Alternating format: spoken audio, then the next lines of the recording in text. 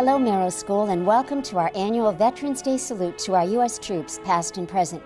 Boys and girls, I'm sure you have heard that tomorrow is Veterans Day, and that's a national holiday, which means you have a day off from school. But do you know what Veterans Day really means? Veterans Day is one day that we set aside every year in every city and every town across America to thank all of our veterans. That means members of the Army, the Navy, the Air Force, the Marines, and the National Guard, who either in the past or today serve the country, either here in the United States or in some foreign country. They put on their uniforms and they work every day to protect our country, and all of us who live in this country protect our freedom and our safety. That's their very important job, and sometimes it means missing the chance to be home with their families to celebrate holidays like Veterans Day and Thanksgiving and Christmas and Hanukkah and New Year's and the 4th of July and all of those holidays that we celebrate. Sometimes it even means missing birthday celebrations too. But they do it because they love this country and they know how important it is to keep it safe and free. You'll be hearing more about veterans during this program, but if I could ask you to do one special thing for me, please take the time on Veterans Day to remember what a very special day it is. And if you get the chance to say thank you to a veteran or a member of the military or a police officer or firefighter, because they too work to keep us all safe.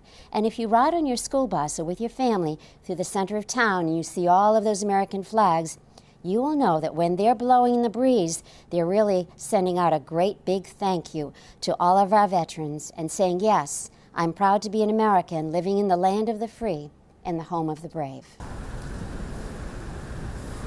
Oh, say, can you see by the dawn's early light what so proudly we hailed at the twilight's last gleaming, whose bright stripes and bright stars through the perilous fight for the ramparts we watched were so gallantly streaming, and the rocket's red glare, the bombs bursting in air, came through the night, that our flag was still there.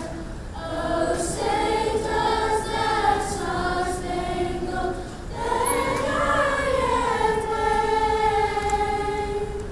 for the land of the free and the home of the brave?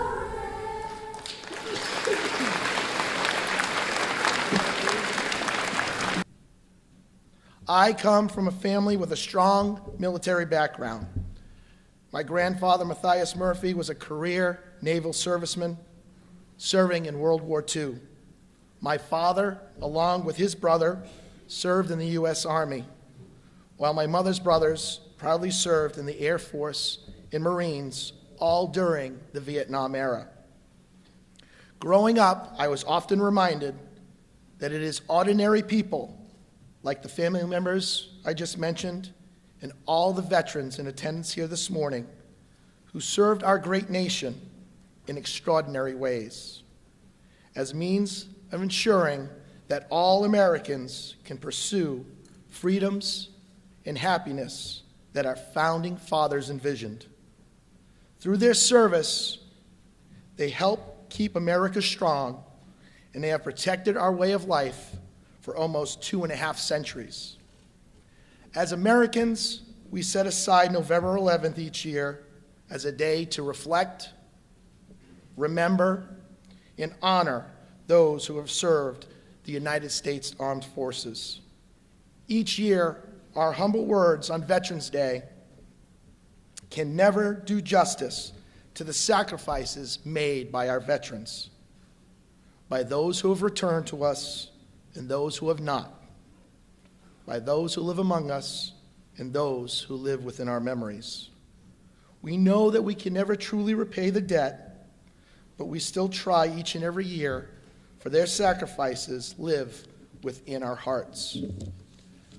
On this Veterans Day, boys and girls, I ask that you not only recognize and remember veterans, but more importantly, celebrate them. I always say and truly believe that life is our greatest classroom. With that being said, I ask that all of the students in this gymnasium this morning learn from a veteran. Like a veteran, always be proud of this great country. Like a veteran, always be kind and caring to your fellow man. And like our veterans, especially those who made the ultimate sacrifice for our great country, always do the right thing, even and especially when it's the most difficult thing to do. Thank you once again to all of our veterans for all that you have done to ensure our safeties and freedoms. Please know that your efforts will never go unrecognized. God bless Raynham, God bless America, and God bless all those who have and continue to defend her. Thank you. Hello, students of the school district here for BR. I'm Master Sergeant Kevin Moreira. I know we're doing this year a little bit more uniquely, but you've been doing remote learning at home, so we've been working on unique all school year so far. So I wanted to talk really quickly what the holiday means to me, and two things come to mind: service and sacrifice. When I was a senior here at the high school for Bridgewater Raynham, my senior year, I didn't know what I wanted to do. So I decided to go into service. Service for me was joining the military. I'm the first person in my family to join the service here in the United States, as I'm the son of immigrants. My father, growing up, would tell us stories about his time in the service in the country he came from, in Portugal. So I found that interesting and unique, and I kind of wanted that same feeling. So I signed up my senior year and went off into service. I did my service my first couple years, and everything went well. Then we had the events of 9/11. Well, my service turned into sacrifice because I was called in to go to Iraq in 2003 and again back in 2005. And what I mean by sacrifice, it's not just sacrifice that you get to go into harm's way, it's sacrifice of what you leave behind. My first tour in Iraq in 2003, I had just gotten married. We were expecting our first child, and I actually missed the birth of my first child, who was actually a senior this year and will be graduating from the school district. My second tour, I actually left with who now is currently a sophomore at BR, my second child, who was only a couple months old.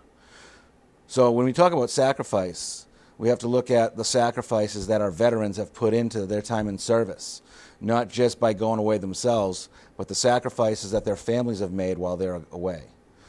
So in closing, on Veterans Day this year, think about the service that they've put into their country, and think about the sacrifices that them and their families have had to do overall to make sure that we're safe and to make sure that we continue with the greatest nation on earth. Thank you and happy Veterans Day. And as always, if you see a veteran on Veterans Day, whether it's grandma or grandpa or your aunt or uncle, brother or sister, mom or dad, or even a complete stranger in uniform, please go up and say thank you and happy Veterans Day. Thank you. Greetings from the Veteran Service Officer. My name is Michaela Brito, and I've been your Veteran Service Officer for 3 years now. I'd just like to say 2020 has created a very unique situation for all, but we'll get through this together. Let me give you a quick history lesson about Veterans Day. This holiday is not a day that belongs to one veteran or multiple veterans. It's a day honoring all veterans. It was originally called Armistice Day, commemorating the end of World War I. World War I officially ended when the Treaty of Versailles was signed on June 28, 1919. However, the fighting had ended about 7 months before with the Allied forces in Germany put it to effect as an armistice on the 11th hour of the 11th day of the 11th month. For that reason, November 11th, 1918 was largely considered the end of the war to end all wars, and dubbed Armistice Day. In 1926, Congress officially recognized it as the end of the war, and in 1938, it became an official holiday, primarily a day set aside to honor World War I veterans. But then World War II, and then Korea, and then Vietnam, the Persian Gulf, and now OEF, OIF. So, on the urging of veterans organizations across the country, Congress amended the commemoration yet again and changed the word from Armistice to Veterans. So, the day to honor all American veterans of all wars. In my office, every day is Veterans Day. I'm honored to be able to take care of the town of Raynham's veterans, their families, and those who support them. There are tasks I perform every day, but to be able to honor each and every one of you is my biggest accomplishment.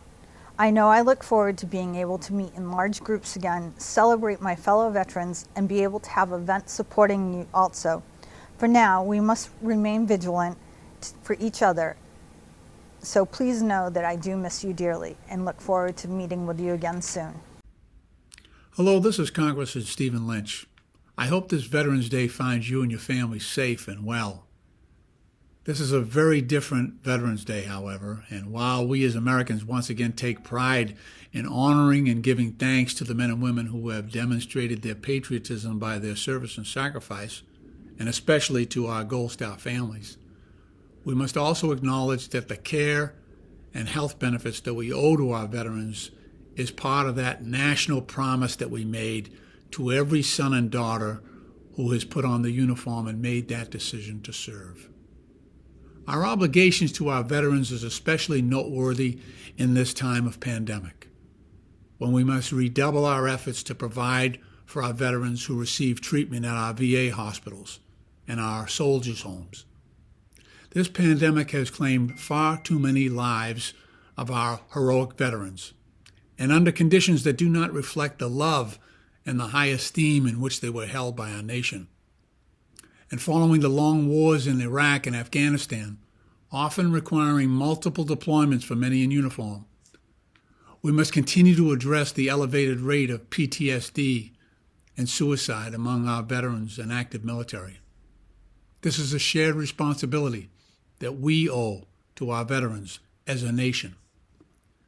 During these challenging times when democracy is threatened around the globe, it's also important to be mindful that the rights and freedoms that we enjoy today as Americans only exist because generations of veterans have been willing to defend those rights and fight for those freedoms, and regrettably, when necessary, to give their lives so that we might live in peace.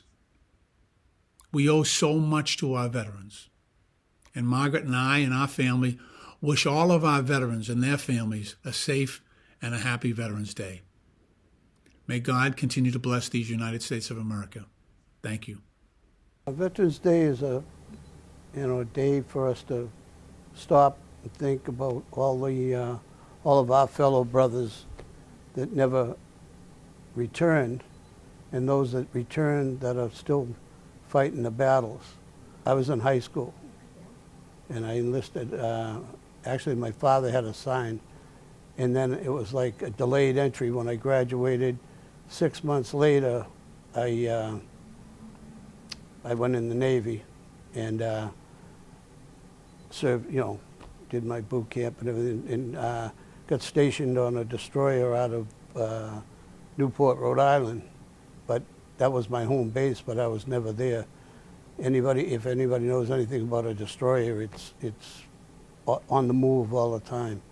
So I did a round the world cruise. I did 2 Mediterranean cruises, and that was at age 17, 18. I just, and I saw places that I would never see, or probably never see again. And I'd like to tell,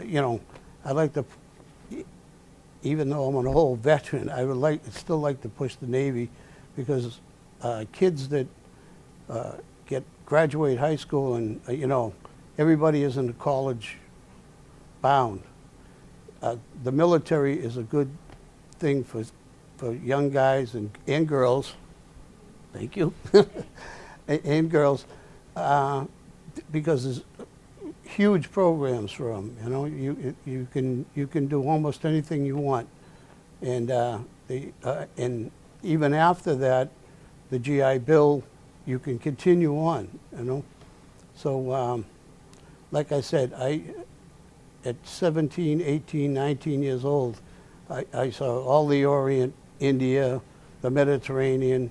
And by the time I got out, I was like 22 years old, and I had already did all the I thought I had did all the travel I want, but now I still got the bug. I still want to travel.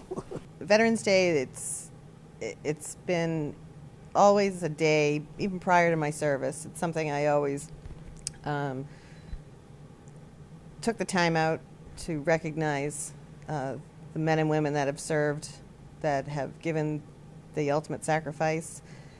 When I got out of the service, it really kind of meant so much more to me, having had friends that I lost.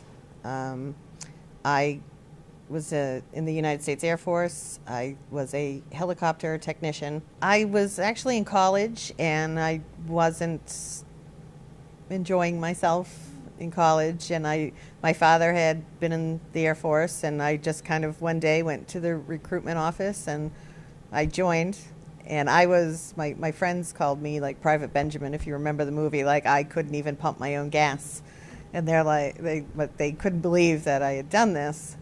And then to turn around and be a helicopter mechanic kind of really blew some minds, and I my own as well. I, for one, am going to miss the kids this year, especially the little ones. Yeah.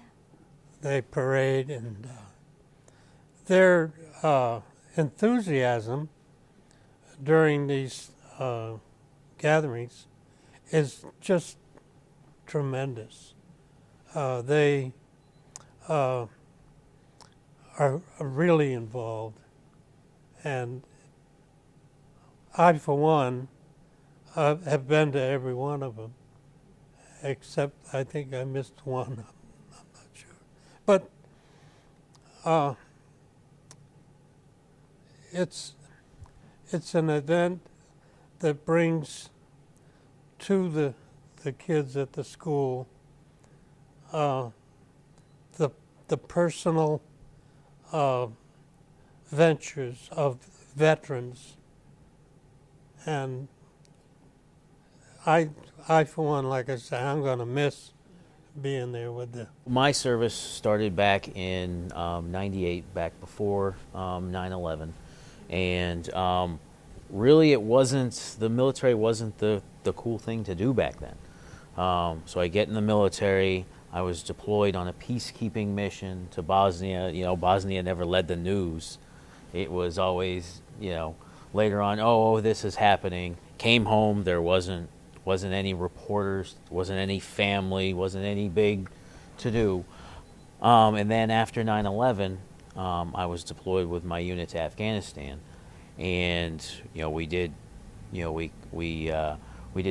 several patrols over there, different missions, interacting with the populace over there, helping rebuild schools and all that stuff, and really getting into the community, just like if we were here at home. And then when we returned back from Afghanistan, there was more flags, there were news reporters that wanted to talk to us, there were family and friends that wanted to greet us, and it was like the light was turned on.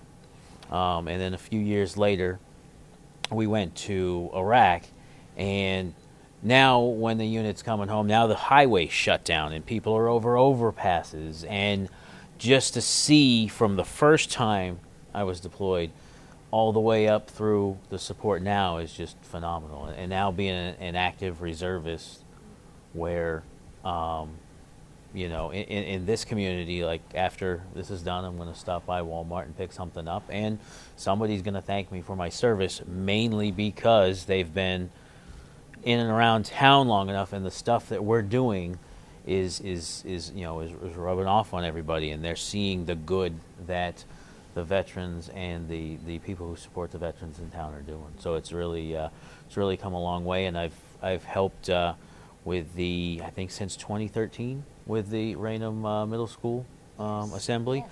and I actually some of my kids are now in high school.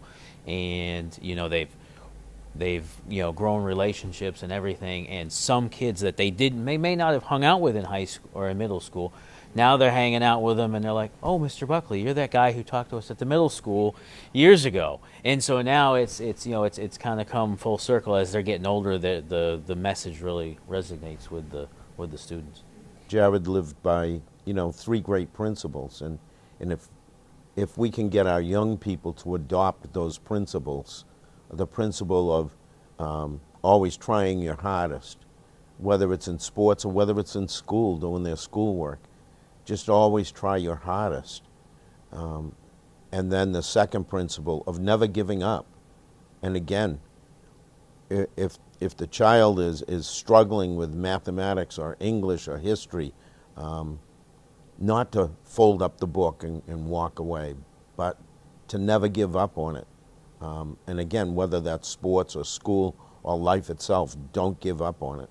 And then, of course, as you mentioned, the third great principle was always do the right thing, which in many cases for young people is very traumatic and very unpopular with their peers. That they get bullied and they get laughed at sometimes when they do the right thing. But if they have the courage to do that, they will live a much better life. See the different colors, and they all have a certain word connected with it. But the words I would use overall for the whole flag is courage, bravery, commitment, loyalty, and the stripes. There's 13 red and white stripes, and those stripes stand for the 13 original colonies. And the stars on the blue background, there are 50. One star for every state in our country. And when I would teach the kiddos in school how to stand, basically, feet together, nice and straight, your right hand over your heart, you're not leaning on your desk, you're standing kind of at attention, just being respectful of our flag, which is a symbol of our country. And due to our veterans and military, this symbol means freedom. And they are the ones that are called to duty 24/7 to keep us all free. So this is very important. And I tell the kids now that we have the flags in town, when you get on the bus or you're with mom and dad and you ride through the center of town, look at these flags and just think how lucky we are. And should you see a veteran along the way, like Chris said, many people just reach out and say, thank you. We wish to thank everyone who participated in this program and made it possible today, especially our Raynham Channel and Raycam Executive Director Michael Halen, Raynham Veterans Agent Michaela Brito, Rave Coordinator Becky George, and Rave salute to our Veterans Chair Sandy Leahy and Co-Chair Chris Buckley. And we ask you to please join us remembering on this day and every day all of our veterans and members of the military. When a military service person dies, a very special ceremony called military honors is held at the gravesite. The rendering of military funeral honors is a way to show the nation's deep gratitude to those who, in times of war and peace, have faithfully defended our country. The ceremonial paying of respect is the final demonstration a grateful nation can provide to the veteran's family. Part of that ceremony is the playing of the song Taps. The bugle song Taps originated in the Civil War with the Army of the Potomac. Union General Brigadier General Daniel Butterfield didn't like the bugle call that signaled soldiers in the camp to put out the lights and go to sleep, and worked out the melody of taps with his brigade bugler, Private Oliver Wilcox Norton. The call later came into another use as a figurative call to sleep, to the sleep of death for soldiers who have passed. Please stand and place your hand over your heart as a sign of respect for all fallen veterans.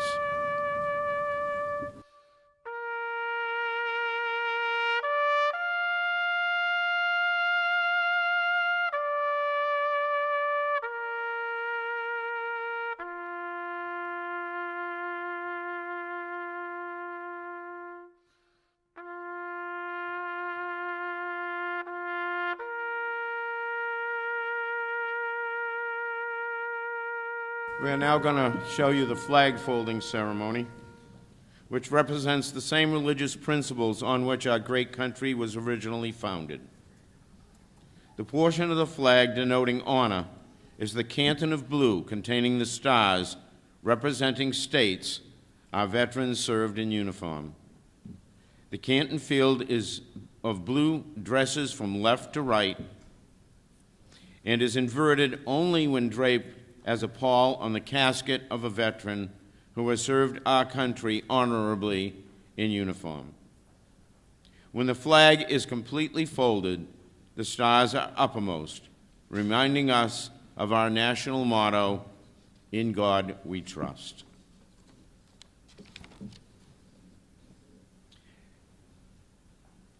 Fold 1. The 13 stripes represent the original 13 states: Delaware, Pennsylvania, New Jersey, Georgia, Connecticut, Massachusetts, Maryland, South Carolina, New Hampshire, Virginia, New York, North Carolina, and Rhode Island. Fold 2. The 50 stars represent our 50 United States of America. Fold 3. Patrick Henry once stated, "I know not what course others may take, but as for me, give me liberty or give me death." Fold 4. Thomas Paine stated, "These are the times that try men's souls. The summer soldier and the sunshine patriot will, in this crisis, shrink from the service of their country. But he that stands for it now deserves the love and thanks of men and women." Fold 5. From the Declaration of Independence, we hold these truths to be self-evident, that all men are created equal. They are endowed by their Creator with certain unalienable rights. Among these are life, liberty, and the pursuit of happiness. Fold 6. From the United States Constitution, we, the people of the United States, in order to form a more perfect union, establish justice, ensure domestic tranquility, provide for the common defense, promote the general welfare, and secure the blessings of liberty to ourselves and our prosperity, do ordain and establish this Constitution of the United States of America. Fold 7. From the First Amendment of the Constitution, Congress shall make no law respecting an establishment of religion or prohibiting the free exercise thereof, or abridging the freedom of speech or of the press, or the right of the people peaceably to assemble and to petition the government for a redress of grievances. Fold 8. George Washington once stated, "The basis of our political system is the right of the people to make and to alter their constitutions of government." Fold 9. From Thomas Jefferson, "My God, how little do my countrymen know what precious blessings they are in possession of, and which no other people on earth enjoy." Fold 10. From Abraham Lincoln,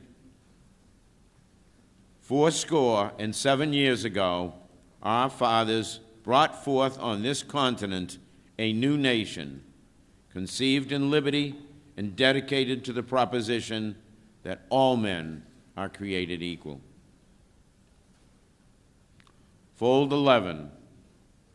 From an inscription on the Statue of Liberty written by Emma Lazarus, Give me your tired, your poor, your huddled masses yearning to breathe free. The wretched refuse of your teeming shore, send these, the homeless, tempest-tossed, to me. I lift my lamp beside the golden door. Fold 12, from John Fitzgerald Kennedy. Ask not what your country can do for you, but what you can do for your country. The final fold, fold 13, from Martin Luther King Jr.